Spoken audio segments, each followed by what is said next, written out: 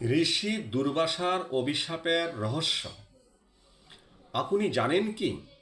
হিন্দু পুরাণে এক ঋষির নাম শুনলেই দেবতা পর্যন্ত ভয় পেতেন।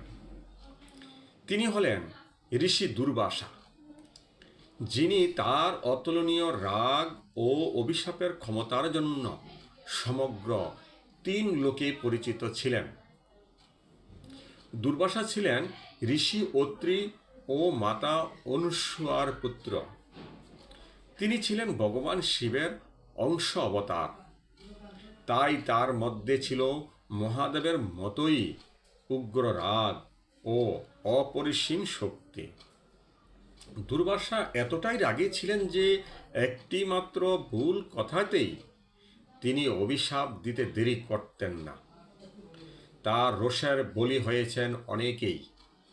দেবরাজ ইন্দ্র, দেবী সরস্বতী, রূপকিনী, এমনকি শকুন্তলাও তার অভিশাপের বিপাকে পড়েছিলেন।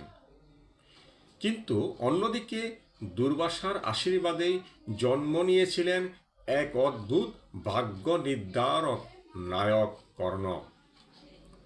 কারণ দুর্বাসার দেওয়া বরেই মাতা কুন্তী যে কোনো দেবতাকে আহ্বান করতে পারতেন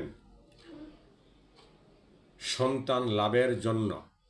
যদি দুর্বাসা না থাকতেন তাহলে হয়তো মহাভারতের কর্ণ ও পঞ্চ পাণ্ডবের অস্তিত্বই থাকত না।